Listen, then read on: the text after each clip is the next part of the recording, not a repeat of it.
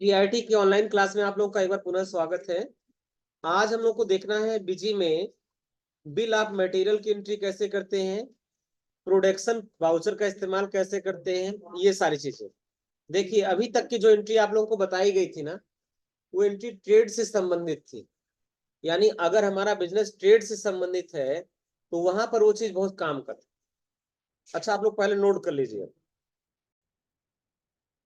आज की क्लास में हम लोग को देखना है कि हम प्रोडक्शन वाउचर का इस्तेमाल करके किसी भी प्रोडक्ट को असेंबल कैसे करते हैं या किसी प्रोडक्ट को मैन्युफैक्चर कैसे करते हैं। देखिए, चाहे प्रोडक्शन का काम हो चाहे असेंबलिंग का काम है हो, हमें सबसे पहले दो चीजों के बारे में समझना पड़ेगा। एक, रॉ मटेरियल क्या है और दूसरा फिनिश गुड्स क्या है।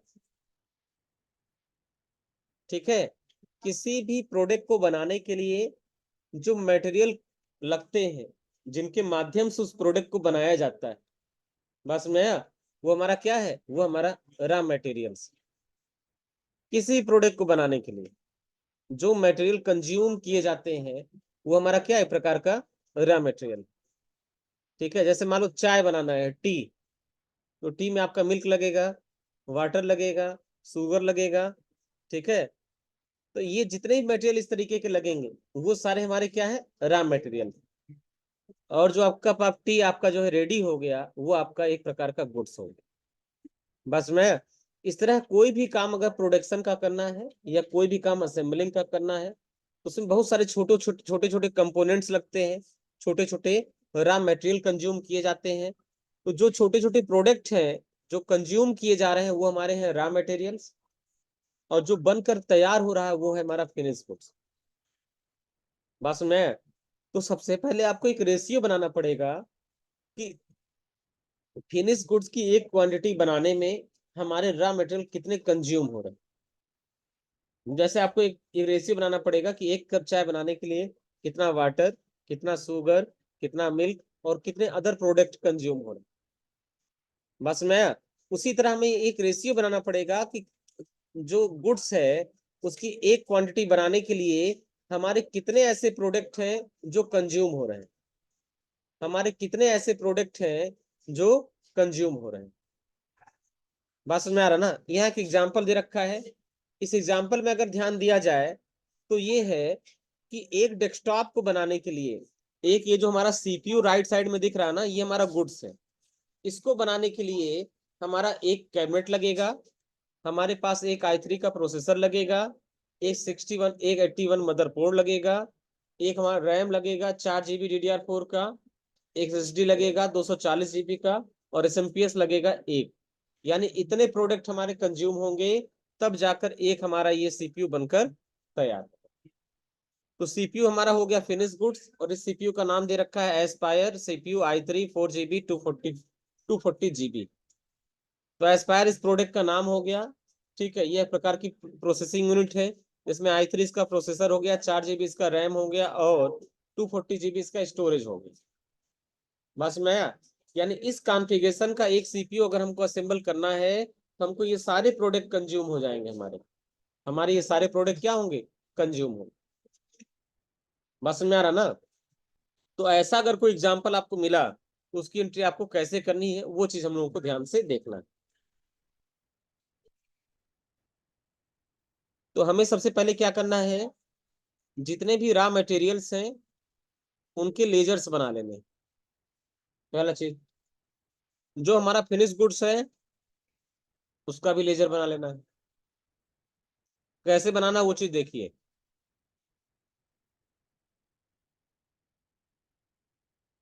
सबसे पहले हमें विंडो डी से मिनिमाइज करना है। मिनिमाइज करने के बाद बिजी कीज पर क्लिक करना है, इसको करना है ओके। ओके करने के बाद ओपन कंपनी पे आ जाएंगे। ये हमारी कंपनी है, तो डबल क्लिक करिए। कंपनी में आप भरिए एक यूजर नेम एंड एक पासवर्ड। ये हो गया आपकी कंपनी का यूजर नेम और कंपनी का पासवर्ड। अब यहाँ पे सबसे पहले आपको क्या करना है,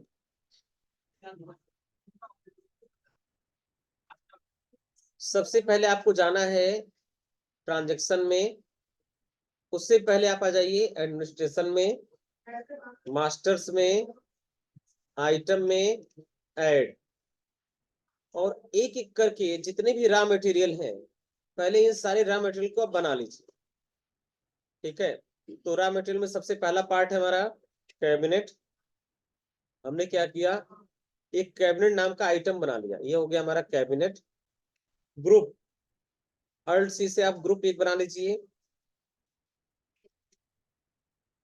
सॉरी F3 से एक ग्रुप बना लीजिए और इसका नाम दे दीजिए सीपीयू पार्ट्स, क्योंकि बेसिकली देखा जाए तो सब सीपीयू के पार्ट्स ही हैं।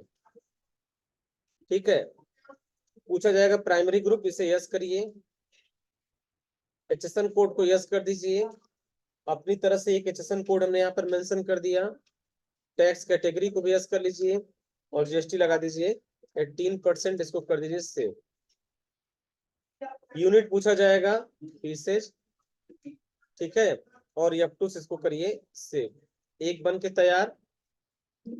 दूसरा हमारा है इंटेल कोर i3 प्रोसेसर, तो हम बनाएंगे इंटेल कोर i3 प्रोसेसर। ठीक है, ये भी सीपीयू का ही पार्ट्स हो जाएगा, इसको भी सेव कर दीजिए F2 से। तीसरा जो प्रोडक्ट बनेगा वो है H81 मदरबोर्ड, तो हम लिखेंगे H81 motherboard.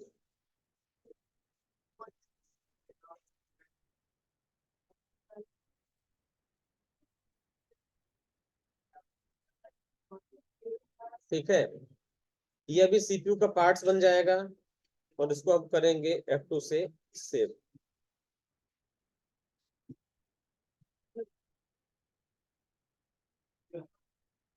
Alternate unit invalid बता रहा है, ठीक, ये F2 से इसको करिए सेव। उसके बाद नेक्स्ट है हमारा रैम 4 GB DDR4, तो हमने लिखा रैम 4 GB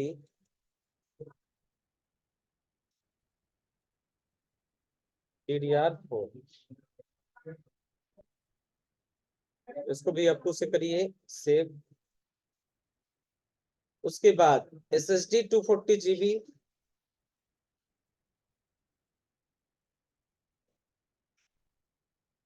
ये भी सीपीयू के पार्ट्स हो जाएंगे और ये F2 से इसको भी करिए सेव। और है SMPS, ये भी सीपीयू का पार्ट्स हो जाएगा, इसको भी करिए सेव। ये सारे पार्ट्स बनाने के बाद सबसे पहले उन सारे मटेरियल को आपको परचेज करना है जो मटेरियल कंज्यूम होने वाले हैं। जो मटेरियल हमारे कंज्यूम होने वाले हैं उन सारे मटेरियल को हमें क्या करना है, परचेज करना है। यहाँ दे रखा है 1 अप्रैल को हम परचेज कर रहे हैं, इन सारे आइटम्स को परचेज कर रहे हैं, इसका क्वांटिटी और रेट दे रखा है। ठीक है, और ये हम परचेज किससे कर रहे हैं, कंप्यूटर एम्पायर से। चूंकि हमें 10 पीस बनाना है इसलिए हमें क्वांटिटी भी इसकी कर देनी है 10, क्योंकि एक पीस बनाने में एक कंज्यूम होगा और हम 10 पीस की मैन्युफैक्चरिंग करने जा रहे हैं, 10 हमें असेंबल करना है, तो हमारे सबके कर देते हैं क्वांटिटी हम कितना, 10-10। तो पहले हम परचेज कर लेंगे 10-10 पीस, तब जाके हमारा 10-10 पीस कंज्यूम होगा। और कंज्यूम होते समय अगर कोई एक्स्ट्रा कॉस्ट आ रहा है तो हम क्या करेंगे, हम यहाँ पे एक्स्ट्रा कॉस्ट भी अपना मेंशन कर देंगे। तो चलिए हम स्केप से वापस आते हैं, वापस आने बाद ट्रांजैक्शन में आते हैं, परचेज पर आते हैं, ऐड कर लेते हैं। पार्टी का नेम हम बना लेंगे F3 से,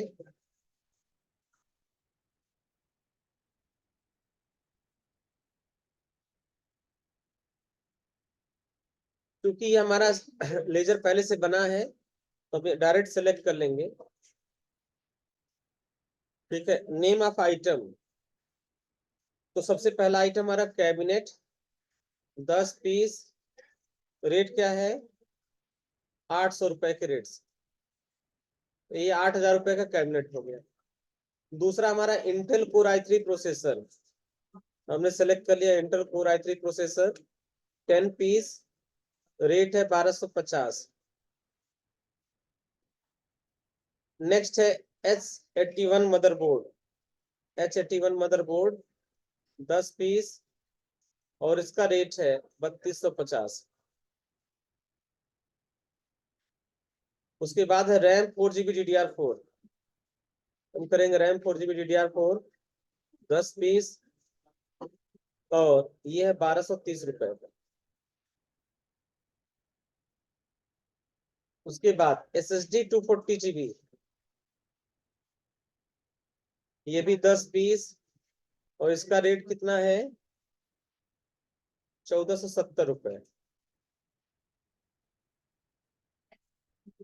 SMPS 10 पीस 930 रुपए के हिसाब से।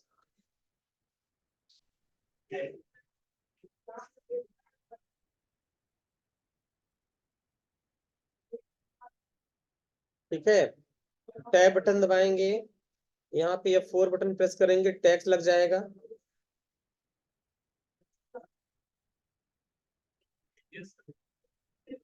पहले से इससे परचेज हुआ है, इस पार्टी से ऑलरेडी परचेज हुआ है, पुराना परचेज कोई है ना, इसलिए टीडीएस उठा ले रहा है। टीडीएस हटा दीजिए, हमारे केस से कोई अभी टीडीएस का मतलब नहीं है।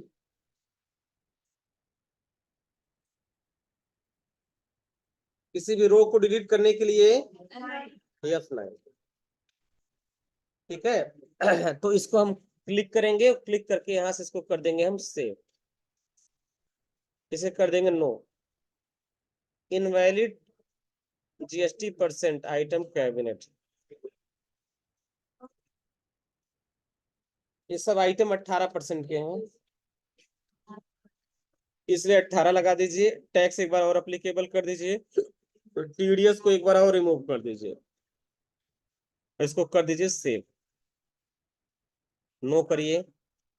बिल नंबर पूछा जाएगा, यहाँ बिल नंबर दे रखा है 556, ये बिल नंबर आपको भरना है। न्यू रेफरेंस आ जाइए, इसको कर दीजिए सेव। ये सारे आइटम हमारे क्या हो गए, सेव, परचेज कर लिए। अब हमको प्रोडक्शन में जाना है, तो हम ट्रांजेक्शन में आएंगे और यहाँ पर देखेंगे तो प्रोडक्शन का एक ऑप्शन दे रखा है, और यहाँ पे करेंगे ऐड। ठीक है, अब यहाँ देखो बीओएम का नाम पूछा जा रहा है, बीओएम अभी हमने बनाया नहीं, तो आप एक काम करिए, एडमिनिस्ट्रेशन में आ जाइए, और एडमिनिस्ट्रेशन में आने के बाद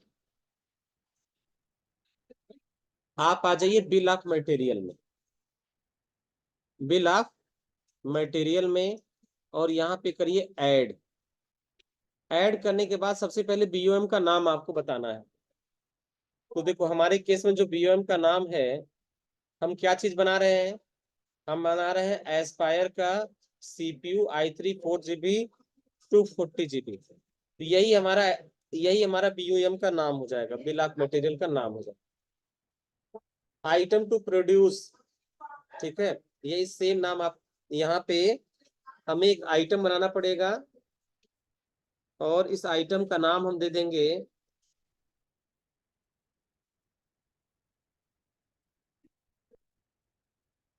Aspire CPU i3 4GB 240GB।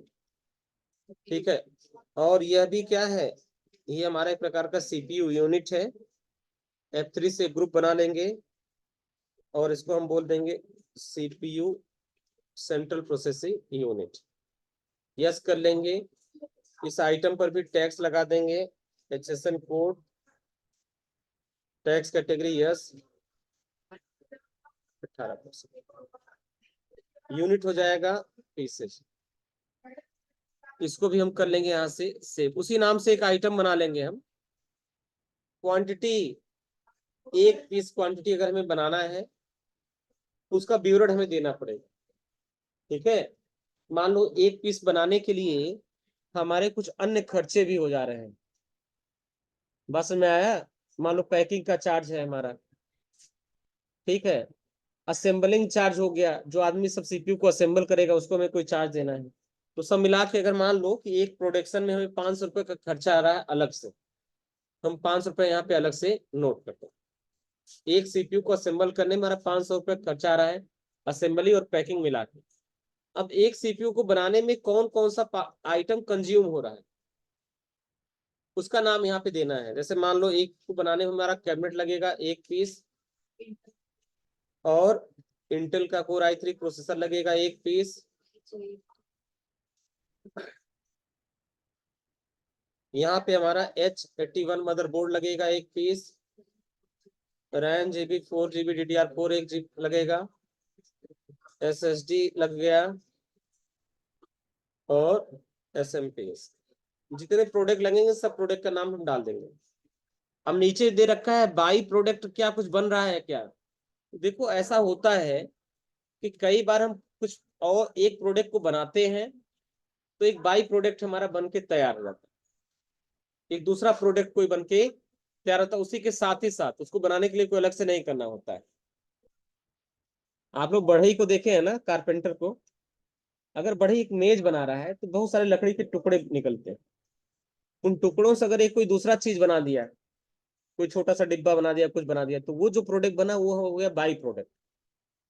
यानी एक मेन प्रोडक्ट तो हमारा ये टेबल हम बना रहे थे, लेकिन टेबल को बनाने के लिए कुछ टुकड़े बनाते समय कुछ टुकड़े बच गए, उससे हमने कुछ और बना दिया, तो वो हमारा जो सेकंड प्रोडक्ट बना वही हमारा को प्रोडक्ट है, उसी को बोलते हैं बाई प्रोडक्ट। तो इस सीपीयू को बनाने में ऐसा कुछ तो बन नहीं रहा है, इसलिए इसको खाली छोड़ेंगे, और अगर कुछ बनता तो यहाँ पे उसका नाम हम लिखते हैं, इसको हम कर देंगे यहाँ पे सेव। अब हमें क्या करना है, अब हमको जाना है ट्रांजेक्शन में, प्रोडक्शन में, और ऐड पर। अब देखिए, एक बार अगर आप डिस्प्ले में जाएं, और डिस्प्ले में जाने के बाद स्टॉक स्टेटस पे जाएं, और क्लोजिंग स्टॉक अल्फाबेटिकल पर जाएं, और यहाँ चेक करें बैलेंस।